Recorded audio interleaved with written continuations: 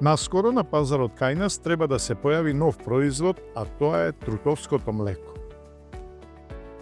За начинот на производство, за неговите карактеристики и благодатите од неговото користење, разговаравме со Благојче Најдовски, долгогодишен професионален пчелар од Велес. Најдовски, пред извесен период е почнат еден проект, паметен соларен пчеларник, чии што дел си и ти. Патувавте низ Балканот, имавте советувања, предавања, пред неколку денови кога се слушнавме, бевте низ Македонија во неколку градови, меѓутоа конкретно за каков проект станува збор, финансиран од Европската унија? Значи, проектот на кој што сум јас координатор се вика Паметен соларен пчеларник. Тој истиот е финансиран од владата на Црна Гора и на Европска унија. Станува збор за проект кој што трае година дена, кој што фактички ја промовира циркуларната економија, во која што економија нема отпад. И ние фактички таму го ја представуваме Македонија со нов пчелен производ, тоа е трутовото млеко, каде што фактички целта на самиот проект беше да преку Сдруженијето Јавор од Зрновци, значи кој што е носител на проектот, со поддршка на Европска унија и на црногорска влада, да направи начин како да помогнеме на пчеларството сега, затоа што пчеларството како никогаш досега има проблем. Ќе ви кажам само два примера. Првиот пример е пред 10 дена владата на Република Хрватска со цел да ја стабилизира состојбата со цените на прехранените производи, замислите, одлучи да донесе одлука кај што кило мед не смее да се продава, во маркет зборувам, повеќе од 5,70 евра, тоа е преведено на нашки 350 денара, а хрватите имаат еден од најквалитетните медови, зборуваме за лаванда и така натаму, каде што 6000 пчелари не знаат што да прават, затоа што од една страна преносите паѓаат заради климатски промени, владата вика нема да го продавате повеќе од 5,5 евра и сега се вставени во ќорсокак. Друга работа е, например, Србија, минатата оваа сезона, фактички 24-25, има над 80% загуби, значи пчелните семејства угинаа поради недостаток на полен и други проблеми. Од една страна заради климатските промени немате пчели, значи угинуваат. Од друга страна властите ве лимитираат со цената. Пчеларот просечен во Македонија нема повеќе од 10 килограми на пчелен мед. Да, преко не регулира. Ако сака да преживее, мора да најде начин или да има поголемо количество на мед што тешко се продава, или да најде некој нов производ кој што фактички ќе го зголеми профитот од самите пчелни семејства. И сега, целото пчеларство е фактички дел од циркуларната економија. Например, која е поентата? Например, за да добиете 1 килограм говедско месо, вие треба да потрошите 10 килограми храна, треба потрошите 20 килограми вода и треба временски период, значи самото производство на храна фактички влијае на човековата околина. Пчеларството, вие произведувате протеини, јаглен хидрати без ништо. Значи, нема потреба да имате земја, нема потреба да имате трактори, нема потреба да имате вештачки ѓубрива. Едно од ретките производства на храни, кај што фактички не само што не прави проблем на природата, напротив, доколку седнете да ручате денеска, од 4 залци, 3 зависат од опрашувањето на нашите пчелки. Значи, станува збор за исклучително, ајде да кажем, биолошки подобно производство, кај што помага во зачувањето на човековата околина. Сега, зошто трутово млеко? Затоа што ние ја видовме можноста дека на пчеларите може да им помогнеме кога ако ведеме нов пчелен производ кој што на истокот и западот го има, а од друга страна фактички на популацијата да им понудиме можност за избор. Ние фактички преку овој врвен производ и даваме можност на потрошувачите да дојдат до врвни протеини и останати хранливи материи кои што досега ние пчеларите едноставно ги фрламе. Значи не ги употребувавме, а на западот и на истокот се користат децени на нас. Само еден пример ќе кажам. Например, 1972 година, еден германски научник во Кенија, при искупувањето на фосилни остатоци од прачовекот Homo erectus, дошло до сознание дека коските имаат имаат повеќе витамин А, имаат хипервитаминоза на витаминот А. И тие дошле до хипотеза дека тој витамин А е единствен извор кој што луѓето може да го има, тоа е леглото на пчелите африканските кои што се размножувало во дрвата баобаб што ги има таму. Значи, ако човекот го користи пред 1.600.000 години леглото на пчелите како извор на протеини, пример ќе ви кажам, многу луѓе мислат дека мечката јаде мед, не е точно.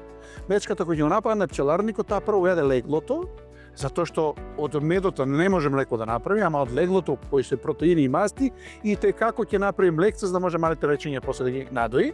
Значи, мечката знае што е убаво, нашите предци знаат што е убаво. На истокот сега имате еден куп производи кои што се направени токму од трутовото млеко, меѓутоа кај нас ние секогаш каскаме и секогаш сме последни во работа. Пчелното семејство се состои од една матица, од пчели работнички кои што се женски по пол, кои што се некаде 90% од целата популација кој што може да биде 40, 50, 60 или зависи од сезонот и количество на пчели. И внатре може да има од неколку стотини до неколку илјади трутови кои што не собираат мед, нели, кој ќе ти каже дека си трут, не собираат мед, немаат апарат за боцкање, може слободно да го ставите на лицето, не може да ја боцне. Значи не собираат полен, не собираат прополис, и фактички имаат единствена улога да ја оплодат матицата. Меѓутоа, за да ја оплодат, да го пренесат машкиот генетски потенцијал, морат да бидат најсилни. Зошто? Матицата се оплодува надвор од кошницата во лед и тој фактички мајката природа одесила така да од неколку илјади трутови кои што се наоѓаат во воздухот, тој што е најбрз, значи тој што најдолго лета, тој што е најздрав, највитален, тој да оплоди за да може таа неговите генетски карактеристики да ги пренесе во пчелното Да се создава здраво семе. Сега, ако сакате тој истиот труд да ја оплоди матицата во лед, значи тој мора да има перформанси да го направи тоа. Така, например, во пчелното семејство има многу интересни работи. Едно од тие дека кога матицата ќе снесе неоплодено јајце од кој што се добиваат трутовите, од првата ден до 10-та ден, фактички тоа го мине периодот на отворена ларвичка, значи таа се наоѓа во келијата која што е отворена, работничките ги хранат. И сега замислите го овој податок, значи од третиот ден кога јајцето станува ларвичка до 10-тиот ден, од 0,1 милиграм колку што тежи едно јајце, ја зголемува телесната тежина за 4190 пати, значи некаде на 419 милиграми. Значи во природата нема таков случај, ретки се тие случаи, кај што За 10 дена. За 10 дена да добиете 4000 пати зголемување на телесната тежина. Сега, како го прави тоа? Па просто.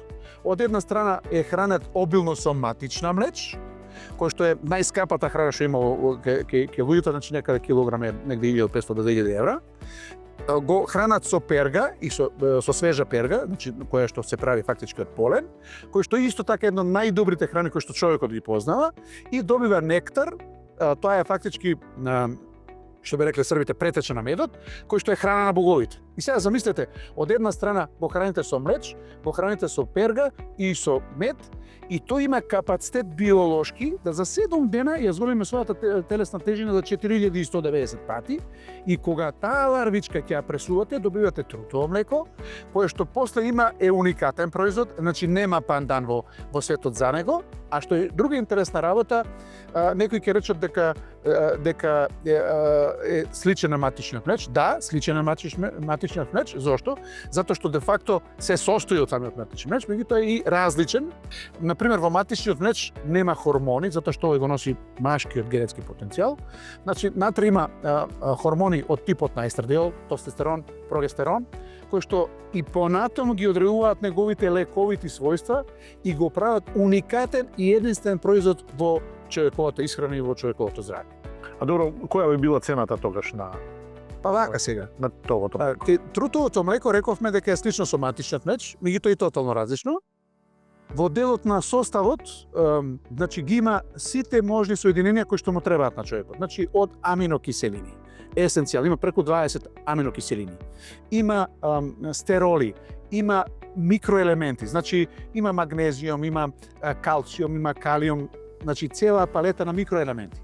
Потоа има масни киселини преку 20 кои што се многу потребни за организмот, и целиот тој комплекс што го има внатре го прави уникатен производ кој што од една страна е сличен на матичниот млеч, меѓутоа и различен, и комбинацијата на овие два, има многу препарати на западот кои што се продаваат, кои што прават подобрување на здравјето кај луѓето. Меѓутоа, сакам да споменам една порака до пчеларите. Значи, нема потреба да се плашат дека трутовото млеко може да го загрози матичниот млеч. Матичниот млеч е едно од најдобрите, ајде да кажем, производи на пчелата кои што користи на човековото здравје. Луѓето кои што го конзумираат и понатаму да си го земаат, затоа што и тој е уникатен исто како трутовото млеко, меѓутоа недостатокот на хормони кои што ги нема, ги одвојува едното од другото и нивната примена. Сега околу цената, рековме дека матичен млечен е многу скап, значи некаде од 1500 до 2000 евра, меѓутоа ако нештото е скапо или тешко се доаѓа до него или е забрането некоја дрога или така натаму, во случајов јас не познавам во Македонија од 5000 пчелари некој пчелар кој што може да произведе повеќе од 3-4 кг. Тоа е прва работа, значи многу тешко се добива, технологијата на добивање му е многу проблематична. Во делот на знање, опрема, технологија и така натаму, значи не може секој да го произведе. Апсолутно. Да, и затоа е толку скап. А од друга страна, трутовото млеко може секој од 5000 пчелари колку што има во Македонија да го произведе многу едноставно. Зошто? Се враќаме на биологијата. Рековме дека во едно пчелно семејство има од неколку стотини до неколку илјади трутови, кои што се временски распоредени негде од средината на април до крајот на јуни, почетокот на јули, зависи од микролокацијата.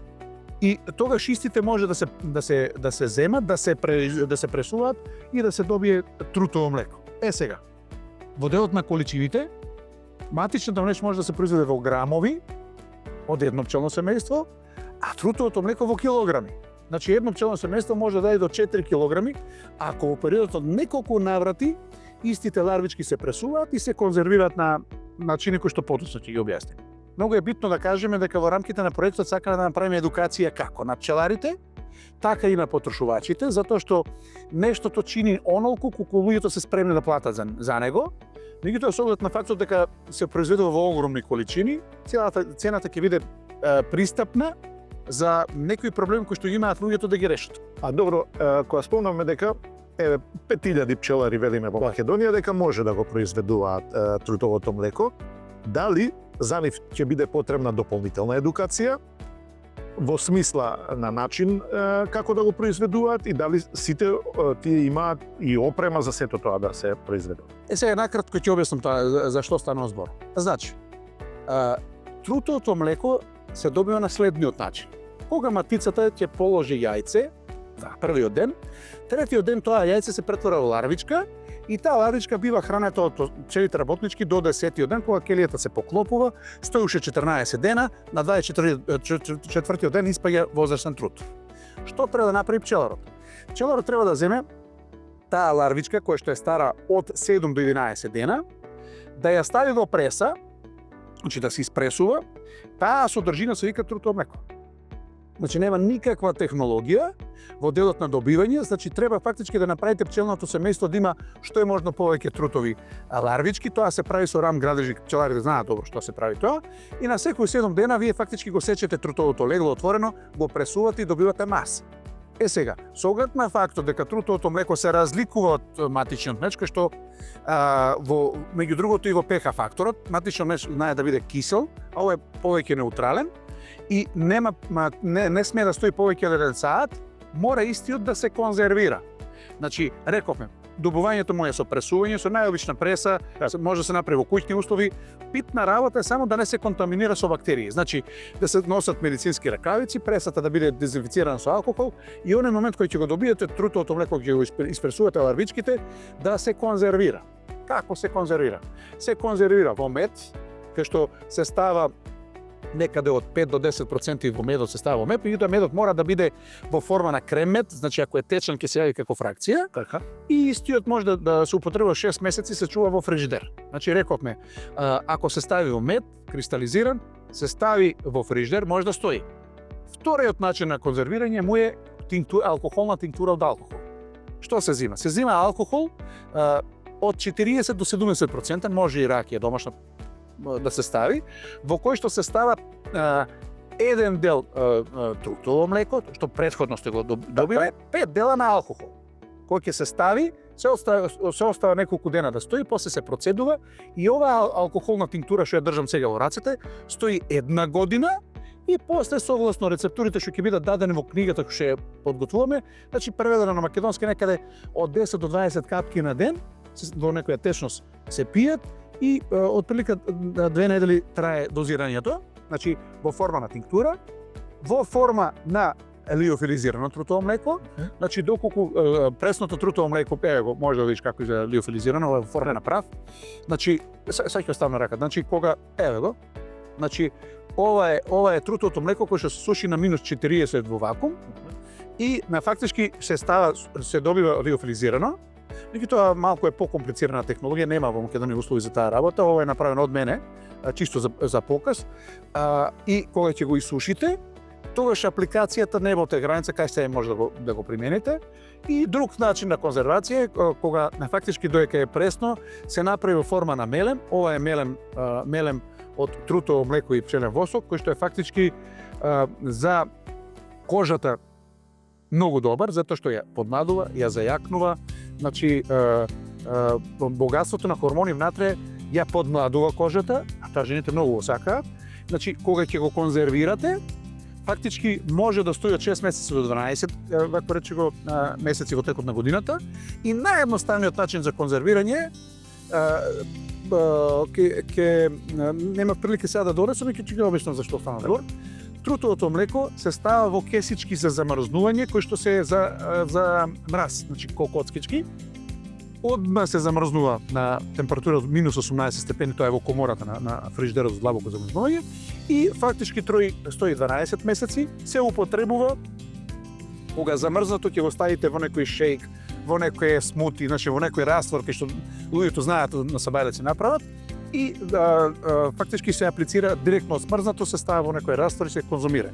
Ние во рамките на проектот веќе сме во подготовка на изработка на книга, која што ќе биде за некои 10 дена, чиј што автор е доктор на науки од Бугарија, човекот се вика Пламен Христов, кој што на 100 страници ќе ги објасни сите овие детали, значи како производство, така конзумирање, така употреба, се со цел да помогнеме на оваа наша Македонија, затоа што имаме богатство, сега го фрламе.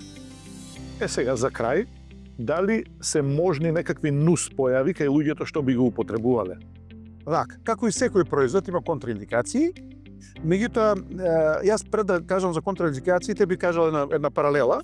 Например, пред 500 години, кога шпанците и англичаните ја освојувале Јужна Америка, на тамошните домородци им давале стакленца, огледалца, џинџеви, што викаат црвите, а ви им давале суво злато. Ние сега, само ќе ви кажам една примера, пчеларите трутовото млеко им го дават на кокошките, па кокошките носат прекрасни јајца. Значи нема никаква бојазност дека ова трутово млеко може да направи проблем, напротив. Значи ке дозирањето е 300 мг на ден на човек. Со таа разлика што може да изедете колку што сакате, нема никакви нус ефекти, организмот ќе го испари надвор од целото, нема проблем. Тоа што е вишок, само ќе даде пара. Тоа е проблемот. Сега во контраиндикациите треба да спомнеме некои работи каде не треба да се употребува. Не треба да се употребува, например, кај луѓе што имаат онколошки заболувања, не заради друго, затоа што он фактички помага со својот биолошки потенцијал, да повторим, практично го храни. Ја храни канцерогена клетка, наместо да помогнете на човекот, он ќе го зајакне имунитетот, меѓутоа од друга страна ќе ги зајакне тие канцерогените клетки и се направиле проблем. Значи тоа е првото нешто. Втората работа, заради присуството на хормони, не е препорачено да се дава на деца до 12 години, меѓутоа од друга страна пак јапонците го даваат на адолесценти, кои што фактички кога ќе влезе у пубертетот за фактички да се забрза процесот на созревање. Рековме, не се дава на деца. Втора работа, не се дава на луѓе кои што се алергични на пчелни производи, значи доколку не може да конзумирате матичен млеч, полен, перга и така натаму, прополис, нема да го взимате овој производ, затоа што веројатно имате фактички алергија и на овој производ. И друга работа што е битна, може, например, да има проблем, една од формите на трутовото млеко се стабилизира со лактоза. Ако сте интолерантна на лактоза, може да имате проблем. Значи, тука некаде завршува неговата фактички контраиндикација, со таа разлика што ние во истиот проект ќе направиме и видео материјали со кои што ќе ги едуцираме луѓето, затоа што да се разбереме на работа. А тоа и би било потребно. Да. Кои се целна група на овој производ? Сите што сакаат да бидат млади, сите што сакаат да бидат убави, жените кои се во менопауза, малте не целата популација, со исклучок на децата до 12 години. Значи, ние ќе ги ставиме научните трудови на англиски јазик, а луѓето кои што сакаат здрава храна, знаат англиски, кај што ќе можат од прва рака да се едуцираат, затоа што да се разбереме една работа. Старите викаат што е вкусно. Вкусно е она што си јадал кога си бил мал, од твојата баба, и тоа што си бил гладен. А трутовото млеко како уникатен производ кој што Запад користи повеќе од 50 години, зошто македонецот да не го користи, а ние сега пчеларите го фрламе?